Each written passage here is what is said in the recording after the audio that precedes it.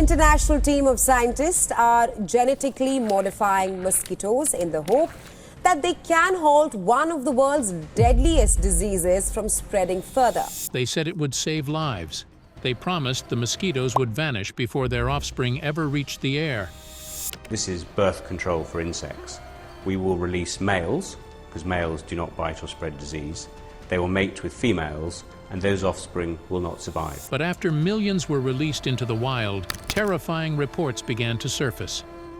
A non-native mosquito capable of carrying both dengue and Zika virus has been found in Thousand Oaks. Scientists noticed patterns they couldn't explain, and communities near test sites grew uneasy.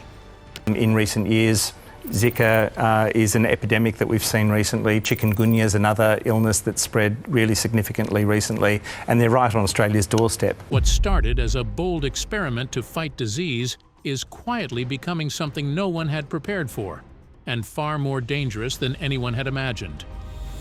The menace we already knew. Mosquitoes have shaped some of the darkest chapters in human health. Every year they kill more people than any other creature on the planet. We're all familiar with malaria being a huge killer every year, hundreds of millions of cases. Dengue fever is another one, hundreds of millions of cases, maybe 250 million or more. The World Health Organization estimates more than 700,000 deaths each year are caused by mosquito-borne diseases. Hundreds of millions more live with chronic illness, fever, and disability. The species Aedes aegypti is the most dangerous of them all. It thrives in cities and towns, breeding in any small pool of water such as discarded tires, clogged drains, or even a bottle cap. Unlike the mosquitoes that spread malaria, it bites during daylight hours, which makes bed nets and night fogging almost useless. The past 2 decades have shown how unstoppable these insects can be. In Brazil, repeated dengue epidemics between 2009 and 2019 infected over 10 million people and caused more than 5,000 deaths. In 2015, the Zika virus emerged in the same regions and led to thousands of babies being born with microcephaly, a condition that leaves infants with severe brain damage and shortened life expectancy. Families across Latin America faced a level of trauma that no vaccine or drug could reverse. Yellow fever, once thought to be under control, returned in outbreaks across South America and West Africa. In Southeast Asia, dengue became a constant threat. Nations such as Indonesia and the Philippines reported yearly hospital crises when wards filled with children suffering internal bleeding and shock. The damage goes far beyond hospitals. Each outbreak forces businesses to close and agricultural workers to stay home. Economies that depend on tourism lose millions when news of mosquito-borne disease spreads. In rural communities, chemical pesticides are used heavily to suppress the insects. Over time, these chemicals pollute soil and waterways, while making mosquitoes resistant to nearly every known treatment. Traditional control programs are now trapped in a losing cycle. For 60 years, countries relied on pesticides such as DDT, malathion, and permethrin. The result has been more than 100 resistant mosquito strains worldwide. Fogging campaigns that once wiped out 90% of local populations now kill less than half. Biological methods, such as introducing mosquito-eating fish, have failed in urban areas where breeding sites are everywhere. Each year, health departments spend more money spraying chemicals that no longer work while exposing people and wildlife to new toxins. For many communities, the mosquito has become a symbol of fear. In areas hit by Zika, pregnant women smear kerosene on their skin or sleep under plastic sheets because they cannot afford repellent. In rural parts of Brazil and India, families burn piles of rubber and animal dung through the night, choking entire villages with toxic smoke to drive the insects away.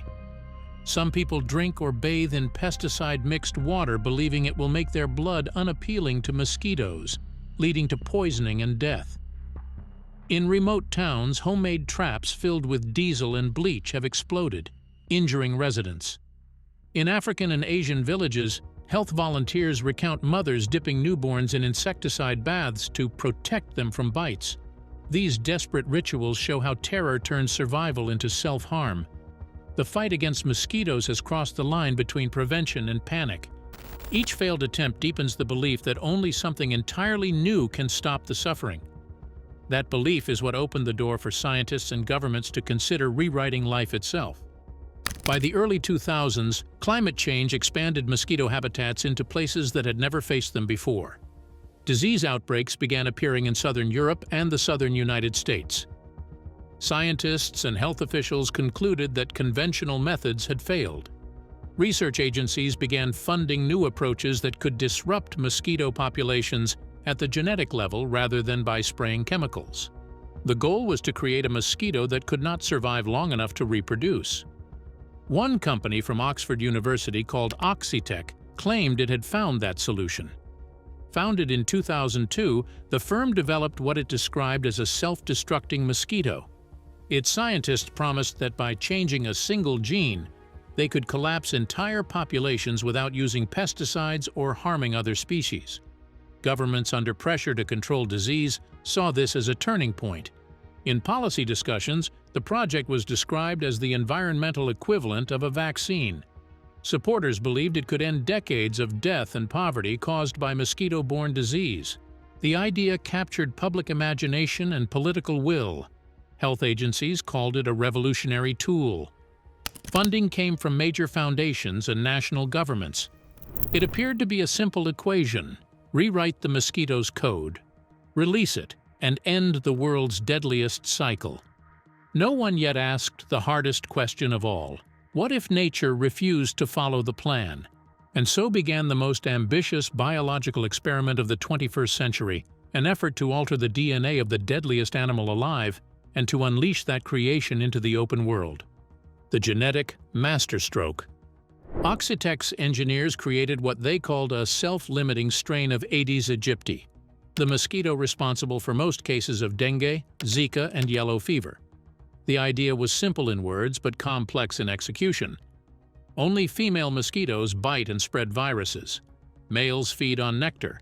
Oxitec scientists focused on changing the male genome so that every mating with a wild female would pass a lethal trait to the female offspring. Those daughters would die as larvae before they could fly or bite. The male offspring would live long enough to spread the same fatal gene to more wild females. After several generations, the company expected the genetic line to disappear, leaving no trace in nature. The mechanism that made this possible depended on a chemical switch called a tetracycline repressible promoter. In the laboratory, mosquitoes were reared in water that contained the antibiotic tetracycline. The antibiotic kept the lethal gene inactive, allowing both males and females to mature normally. Once they were released into the environment where tetracycline was not present, the gene switched on and began producing a protein that interfered with cell development. This internal disruption killed the female larvae and left only males alive. The process allowed researchers to breed millions of mosquitoes at once and release only males into targeted neighborhoods. Each was a carrier of a programmed defect that would supposedly erase its own species from the environment. In early cage trials, results appeared extraordinary. Populations inside test enclosures dropped by more than 90%. The modified males competed successfully for mates and seemed harmless to other animals. The design was species-specific, meaning it would affect only Aedes aegypti. To scientists weary of chemical spraying, it looked like the first true precision tool against a single deadly species. The data impressed funders such as the Bill and Melinda Gates Foundation and government health agencies. Reports spoke of a clean solution that could outsmart evolution itself. The global health community quickly embraced the idea. The World Health Organization listed genetic control as a promising new weapon against insecticide resistance. Health ministries in Brazil, the Cayman Islands, and Panama approved limited field tests. To many officials, Oxitec's mosquito represented the future of vector control. It required no toxic chemicals, no ongoing labor costs, and promised permanent results after only a few generations. The company described it as a living vaccine for the environment, a phrase that echoed in policy discussions and media reports. This optimism was not only scientific but also political. Between 2015 and 2016, panic over Zika virus and birth defects dominated headlines. Mothers across Latin America watched television images of babies born with small, misshapen heads and lifelong disabilities. In that climate, few questioned the long-term consequences of releasing engineered insects. Governments needed immediate solutions that could be presented to frightened citizens. In Puerto Rico and parts of Brazil, posters appeared showing mothers holding infants under the slogan, "Protect the next generation." Political leaders in Florida and the Caribbean began speaking of the genetic mosquito as a patriotic tool that would defend families where pesticides had failed. Behind the optimism were strong industrial motives. Pesticide companies saw genetic control as a way to continue participating in the mosquito control market after bans on certain chemicals. For them, Oxitec's work offered a profitable transition from toxic products to biological ones. Agricultural and tourism sectors also supported the project. Florida's resorts and farms faced economic losses each time an outbreak was announced. A program that promised permanent mosquito suppression meant fewer travel warnings and stable harvest seasons. A smaller group of scientists and environmental advocates voiced early concerns. They warned that genetic traits behave differently in open ecosystems than they do in laboratory cages.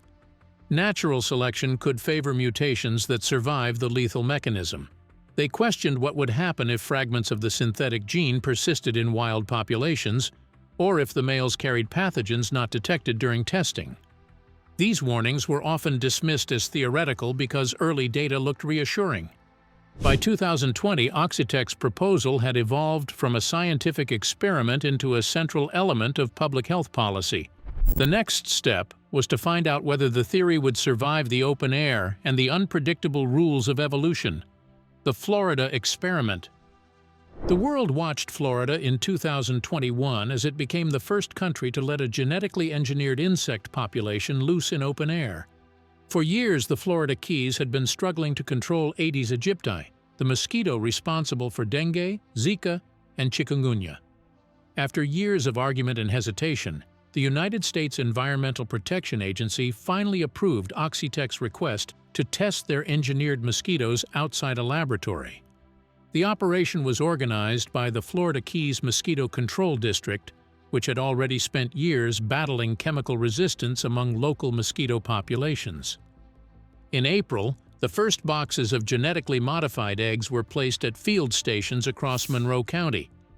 Inside those boxes were male mosquitoes carrying a gene designed to kill their own female offspring. The numbers were massive. 500 million male mosquitoes were authorized for phased release over 2 years. The plan was to introduce small batches every week in 6 specific but undisclosed neighborhoods. Each mosquito carried a fluorescent marker gene so that scientists could identify it under a microscope. The eggs were designed to hatch under Florida's tropical conditions, and the males were expected to fly within days. Traps were placed across the Keys to collect both engineered and wild mosquitoes so researchers could track how far the new insect spread and how successfully they mated. For several months, Oxitec released updates showing that the program appeared to be working. Early data indicated that engineered males were mating with wild females, larval numbers were dropping, and no unexpected genes were found outside test zones. By mid-2022, Smithsonian Magazine and several U.S. health outlets described the project as a success. They reported that no environmental harm had been detected and that mosquito populations in the test areas were decreasing. Local newspapers published optimistic headlines describing genetic mosquitoes protecting paradise.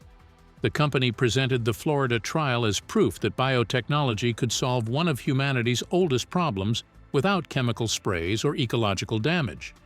However, not everyone in Florida was convinced. Many residents felt they had never agreed to live inside a scientific experiment. More than 200,000 people signed online petitions calling for the trial to be stopped. Environmental groups, including Friends of the Earth and the Center for Food Safety, argued that the EPA had approved the project using incomplete data.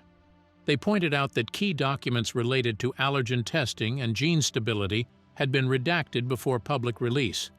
They also warned that Oxitec's mosquitoes might affect other animals that feed on them, such as bats, birds, and fish. Others, tired of dengue scares, defended the project.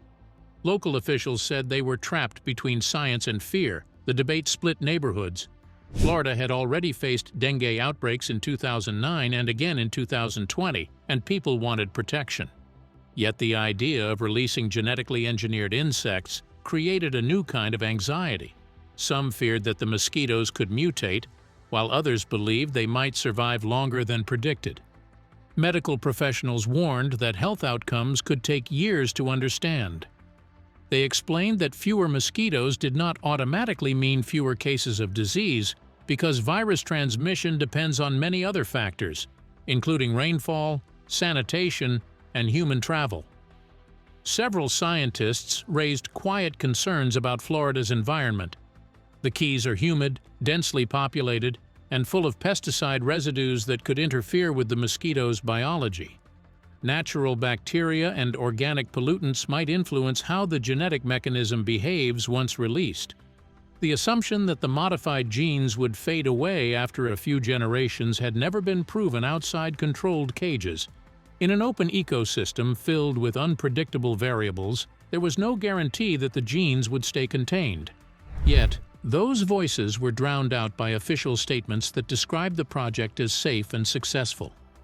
The general public, tired of fear and uncertainty, preferred to believe the danger was finally under control. By the end of 2022, the Florida trial appeared to meet its technical goals. The insects had been released without immediate disaster, and the government declared the test complete. The country moved on quickly, treating the event as a technological milestone. What no one realized then was that this early success would convince regulators to approve an even larger expansion. Scaling up, billions unleashed. In March of 2022, The Guardian reported that the United States Environmental Protection Agency had granted Oxitec new authorization to expand its project. The company was cleared to release 2.4 billion genetically modified mosquitoes across Florida and California. The announcement marked the largest planned release of an engineered animal species in the history of the United States. Officials described the decision as a step toward a permanent self-sustaining mosquito control program. The authorization was presented as part of the EPA's biopesticide initiative, which classifies engineered organisms as living pest control products. The expansion was motivated by public health goals and strong economic interests.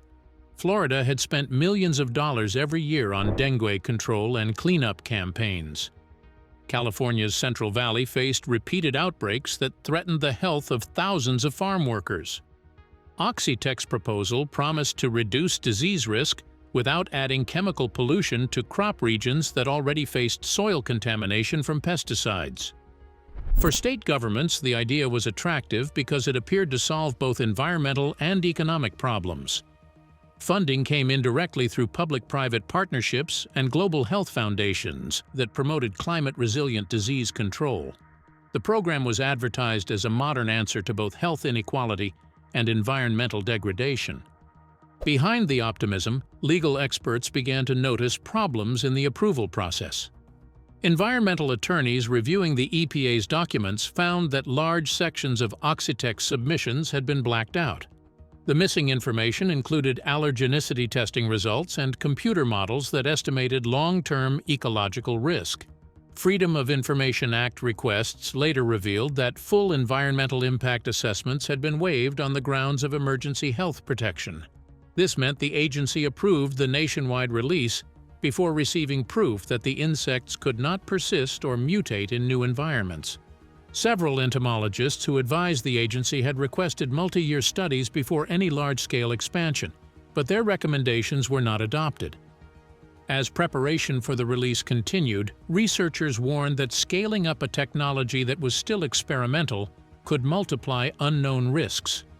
The ecological complexity of California's wetlands and agricultural zones was far greater than that of the Florida Keys.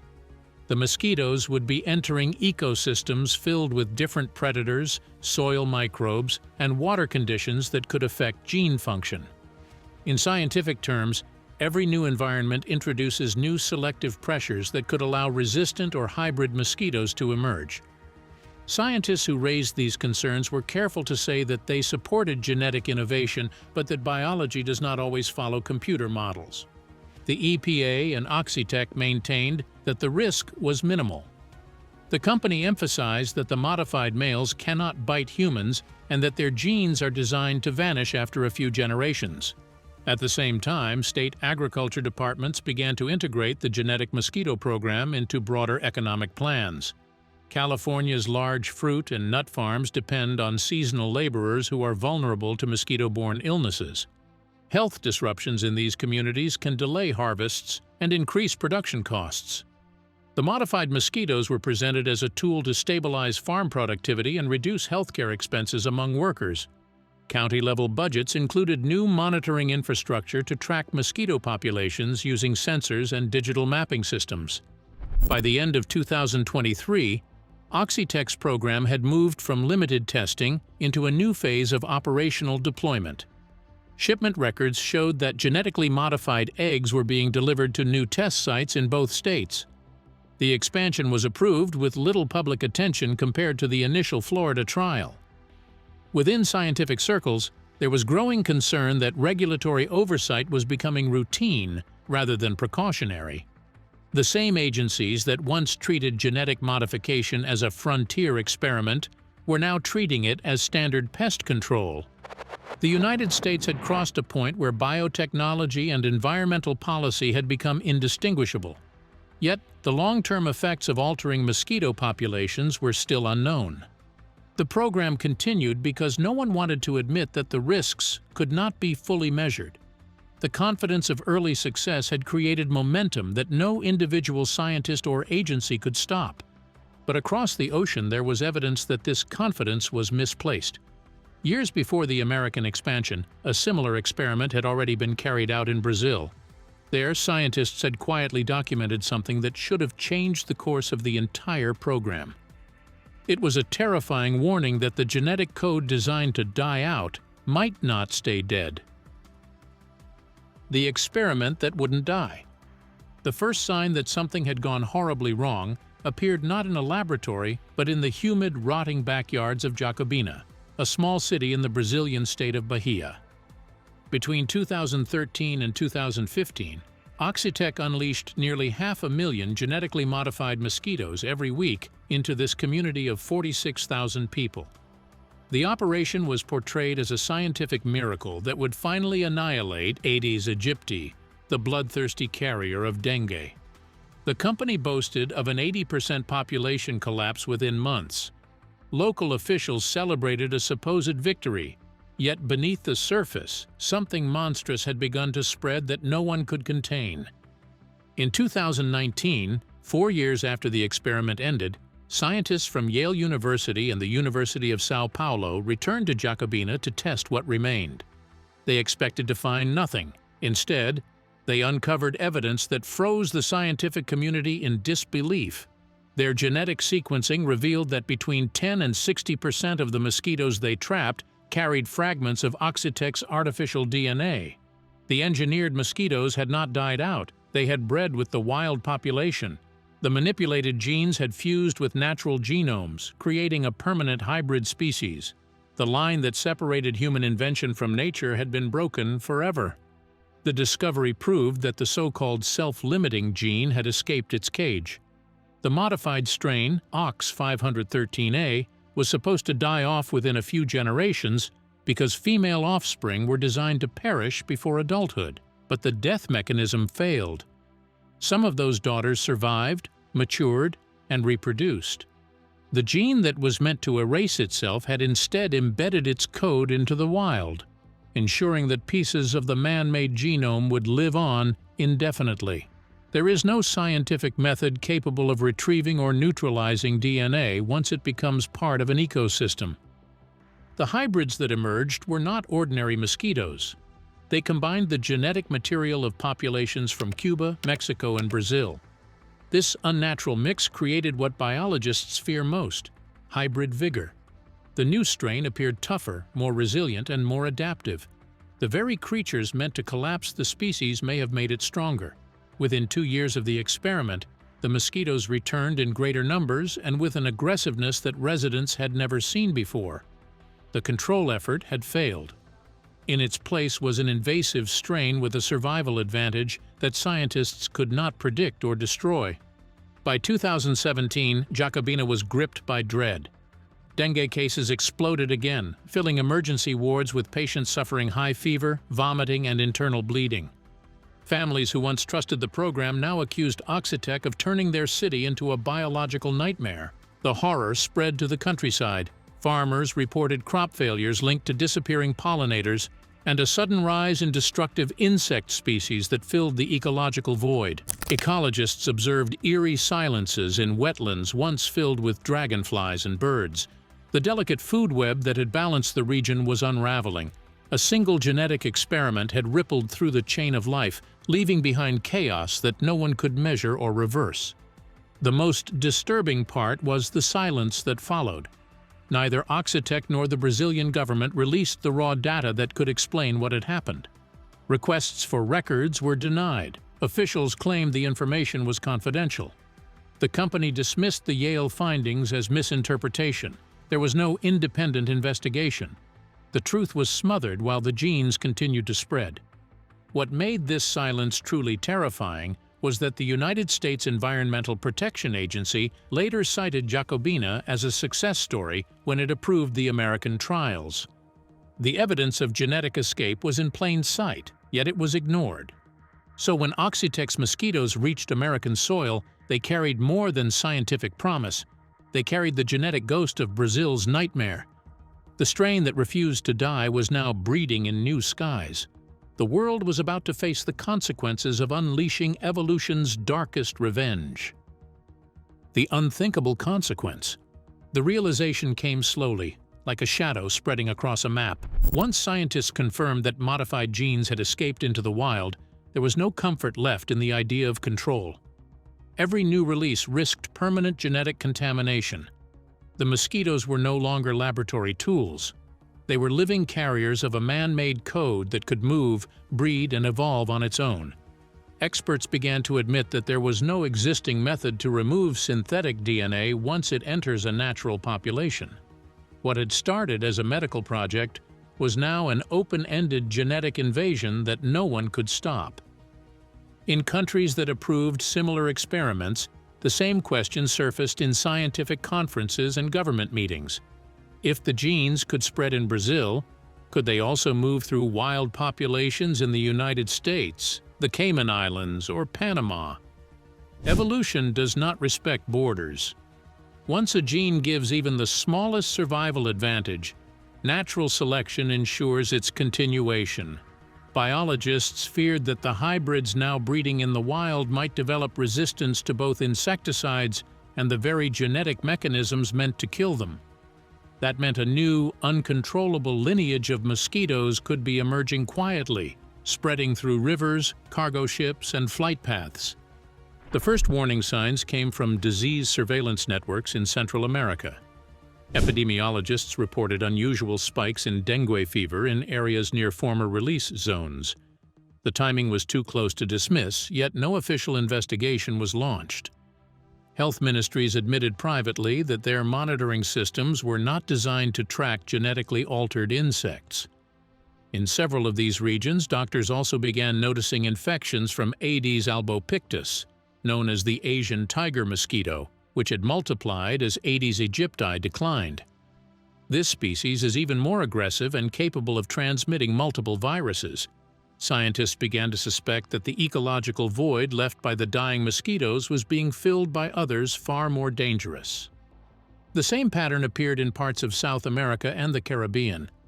Each time one population dropped, another seemed to rise in its place. Some researchers compared it to cutting one head off a hydra and watching two more grow. The strategy meant to eliminate disease might have simply shifted it. The ecosystems where the releases occurred began to change in subtle but disturbing ways.